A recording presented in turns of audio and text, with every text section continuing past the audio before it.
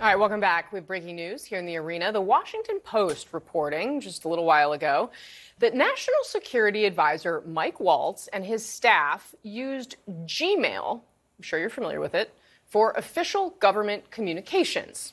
According to the Post, a senior Waltz aide used their Gmail account for, quote, highly technical conversations about a, quote, ongoing conflict. The paper also says that Waltz had potentially exploitable information sent to his Gmail. Here's what the NSC spokesperson told the Post, quote, Waltz didn't and wouldn't send classified information on an open account, end quote.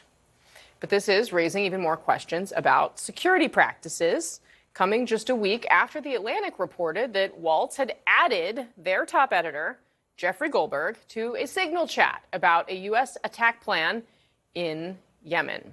Our panel is back.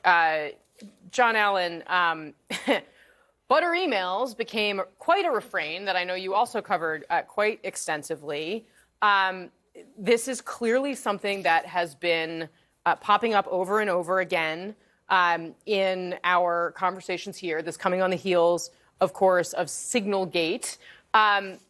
It's worth noting that it's not necessarily prohibited to send unclassified material on as a government official if you make sure to send it also to an email address that's going to copy it as a presidential record. How problematic is this potentially? Potentially, it's career fatal for Mike Waltz in the Trump administration. I'm not jumping to that conclusion. I do think it's hard to see if this is in fact true, if in fact there's highly sensitive information, the kind of information that shouldn't be out there, passed to his account without him stopping that from going on. If people who are working for him continue to have this problem, I think it's hard for him to survive. I think that Signalgate was basically 2 strikes on Mike Waltz, in terms of getting close to a strikeout. But let's see. I mean, This is just broken.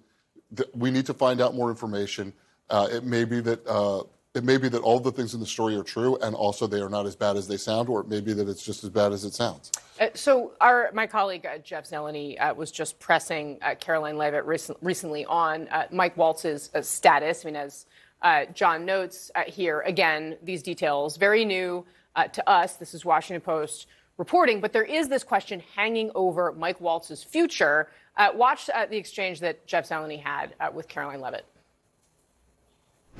What's the status of that review, and what is the status of National Security Advisor Mike Waltz? As the president has made it very clear, Mike Waltz continues to be an important part of his national security team, and this case has been closed here at the White House as far as we are concerned. There have been steps made to ensure that something like that can obviously never happen again, and we're moving forward. So Amy Parnes, he has had his job, although there was also reporting that the president was very not pleased and had some choice words for Mike Waltz as well. But point is, he's still in his job. Is this the kind of drip, drip, drip that can end up being a real problem? Exactly. I mean, we know that Trump is going to his advisors and saying, what should we do? What should we do? Do you think I should fire him? So this is very much on his mind. And we know that, he also likes to combat the media, and he thinks that this is a media-driven story. So it's going to be about what he wants to do in the moment.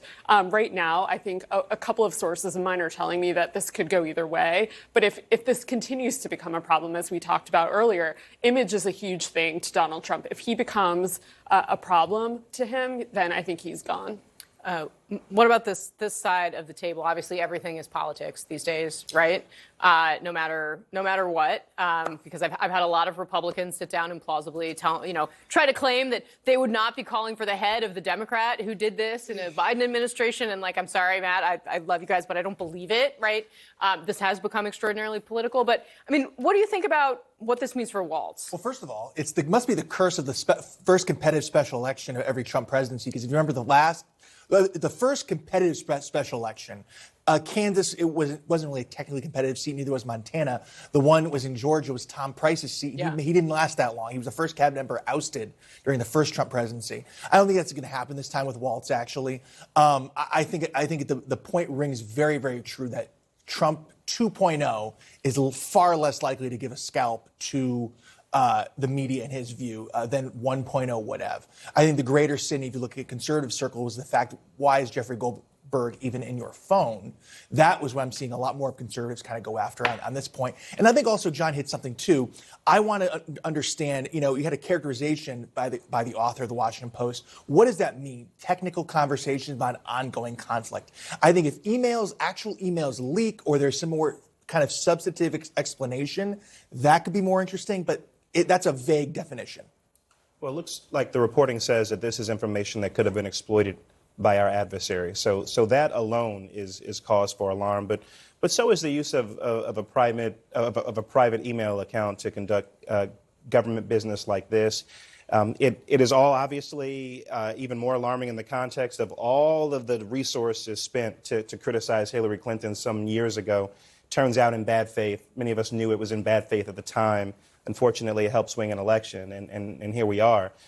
This should not be about politics. This is about national security. This is about American lives abroad. This is something that Republicans, if they found themselves in the opposite position, would have absolutely called for the resignation of the defense secretary on down. Really, every single person in that signal chat should resign, because not a single person said, hey, guys, this is really inappropriate. I've been on a number of congressional delegations abroad. I keep my personal phone on the actual plane on the tarmac, and it's in like a little pouch because we don't want, any of our, including our allies, frankly, to hack into our phones as soon as you connect to the network. And we certainly wouldn't be conversing about this stuff in a commercial application like Signal. You go into a skiff to discuss. Well, and now to be clear, we're talking about Gmail, which is, and Amy Parnes, I mean, part of this is, and we saw this. This is part of how, there were separately from the Hillary Clinton issue with private servers, there were also campaign hacks, right? And John Podesta, for example, his email was kind of swept up into these things. The point is that this is a commercial platform that is easier to get into, that is harder than the government to figure out who got in, right, to see what has gone on. And there is a distinction between classified sensitive information. But when they say exploitable information, right, I mean, this is what intelligence services around the world spend millions of dollars trying to do, right? Figure out what Mike Waltz is talking about in his private email. Right. And we saw what happened to Hillary and how much it became a big scandal because of the drip, drip, drip. So if we find out that he's doing more of this, I think that's when it becomes a problem. If advisors around him are doing that, it becomes more of a problem. And so they want to avoid the drip, drip, drip right now, and that's what's happening. Yeah. All right, coming up next here, Senator Cory Booker is still talking on the Senate floor. You may have seen him shortly after we got off the air last night. It has been 21 straight hours he's been talking, protesting against Donald Trump. Is he getting that message out loud and clear? His fellow senator, his wingman, really, Chris Murphy, who's been by Booker's side on the floor, will be our guest here. Plus, stunning new details from Jonathan and Amy's book on who Biden felt had his back and who he will never forgive.